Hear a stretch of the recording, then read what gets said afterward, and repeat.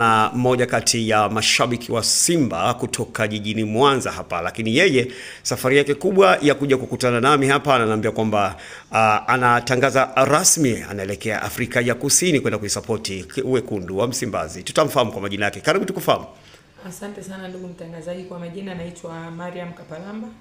Mimi ni shabiki wa Simba Sports Club. Ninaishi mkoani Mwanza, lakini ilipo Simba na mimi nipo. Okay. Hebu tuambie mipango imekaaje kuelekea kwa Madiba kule? Mipango kama tunavyopanga huwa tuliwahi kufeli wana Simba. Yaani mwanzo mwisho.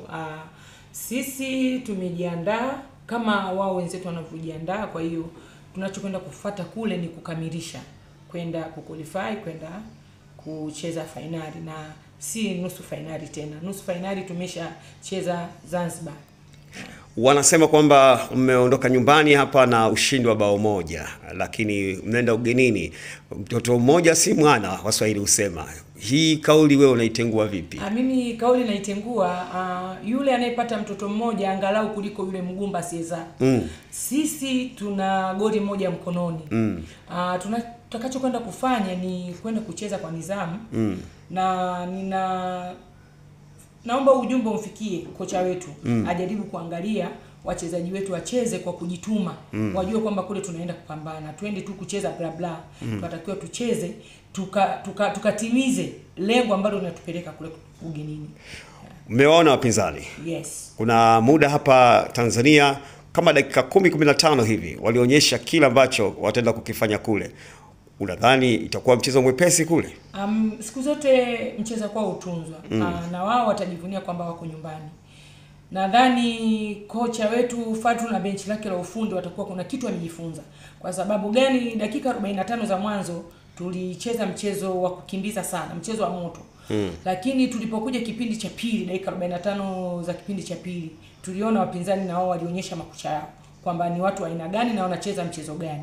Kwa hiyo kupitia ile picha ambayo wametuonyesha, naamini kabisa benchi la ufundi watakwenda kulifanyia kazi na tutakwenda kupata matokeo kule tunakokwenda. Ilipo Simba wewe upo. Ndiyo. Kila mahala unasafiri nayo. Yeah. Kwa uzoefu wako jinsi ulivyoona kikosi cha Simba cha sasa hivi kitawafikisha finali? Mimi ninaamini kwa wachezaji ambao tunao na kikosi ambacho kimecheza mechi zote za shirikisho, naamini kabisa tunavuka. Kwa sababu hata tulikotoka kuna watu walichukua kauli mbiu ya mwalimu kwamba tunajenga timu, lakini naamini kocha Fadru alikuwa ni mjanja, sio kwamba tunajenga timu, bali yeye amechota akili za mashabiki ambao roho zao ni nyepesi. Ila kwa timu ambayo ipo sasa hivi, wakikaa vizuri, wakajipanga, wakaelewana, wakacheza mchezo wa kuelewana kule wanakokwenda, naamini tutavuka. Hatua mliofika sasa hivi wataniona wamepita hapo. Nazungumzia klabu ya Yanga, wamepita hapo. Wameenda mpaka finali. Hii kwenu sio changamoto kubwa ambayo inawafanya labda mnaingia uwanjani huko mkiwa mnafikiria mafanikio ya Yanga alofika kwenye kombe hili? Hapana, kwa sababu sisi Simba sio wageni wa mashindano. Of course sisi tumecheza mashindano makubwa ambayo wao Yanga hawajawahi kuyacheza na mashindano. Sisi tumecheza klabu bingwa, japo tumepewa jina la mwaka robo mara nyingi, lakini sasa hivi naamini kwamba huko alipopita Yanga sisi tunapita, na tunategemea baada ya kucheza huko kwa Madiba tutakwenda kucheza finali na tutalileta kombe hapa Tanzania kwa Mkapa. Mama Samia naamini atapokea kombe la Simba Sports Club la kombe la shirikisho. Kipi kinakufanya uwe na jeuri kusema kwamba kombe linakuja? Kwa wachezaji ambao unao pale, kwa mwalimu Fadru kwa sababu yeye ni Mwafrika Kusini, ama kwa jeuri ipi unaipata Bi Mariam kusema hivyo? Jeuri ambayo naipata kwa sababu naona kabisa nina wachezaji ambao wafia timu, yani wanacheza kwa kujituma. Japo kuna sehemu ambazo zinalega, naamini kocha Fadru atakwenda kufukia yale mashimo ambayo kuna upungufu. Kuna wachezaji ambao unaona kabisa wanajituma, na wakicheza kwa kujituma kama walivyocheza hapa, mfano wakina Kibu Dennis, wakina Elie Panzu, wakina Jean Charles Ahoua, au makosa ni madogo madogo wakiyarekebisha, naamini kwamba tutarudi na ushindi nyumbani. Kikosi cha Simba unakifahamu vizuri. Mchezaji gani endapo mwalimu Fadru hatomwanzisha utakuwa huna imani kwenye mchezo huu unaokuja tarehe 27? Kwangu mimi benchi zima la Fadru, kikosi ambacho anakipanga, hakuna mchezaji ambaye simwamini. Wachezaji wote naona wako vizuri. Ni vidogo vidogo ambavyo kuna mchezaji unakuta kumudu dakika 45 kidogo anakuwa hawezi. anahitaji afanywe hesabu. Kwa hiyo hilo ndo namsihi sana kocha wetu aangalie katika zile dakika 45 za mwanzo, akiona kama kuna mchezaji kidogo pumzi inakuwa inamwishia, basi afanye hesabu kwa haraka ili sisi tuweze kupata matokeo. Lakini kwa wachezaji sina mashaka na wachezaji wote kwangu wako vizuri. Tumalize na hii. Namwimba sana Mpanzu hivi sasa. Mpanzu ameingia katika dirisha dogo hili. Kwako wewe unamwimba Mpanzu ama? Kwangu mimi namwimba Mpanzu kwa sababu amekuja kwa staili ya aina yake. Tofauti na jinsi tulivyokuwa tunaanza kumsajili, kuna watu walisema tumeletewa darasa. Lakini kwa Elie Mpanzu yeye ametuonyesha kwamba yeye ni mchezaji wa aina gani. Ni mchezaji wa viwango vya hali ya juu sana.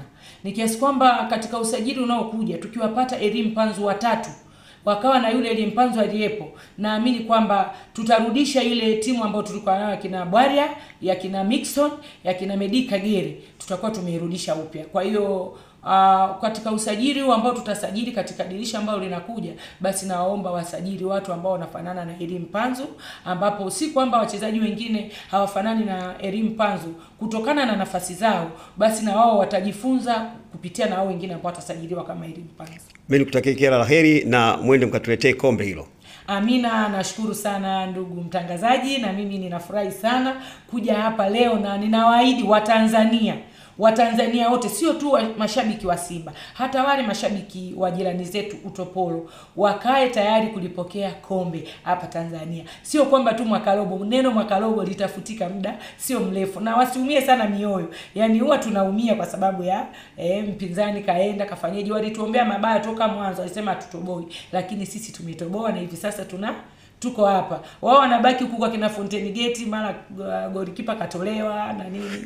Tunajua kwamba hii ligi sasa hivi basi wacha tuachie wao, sisi ni wa hapa tu.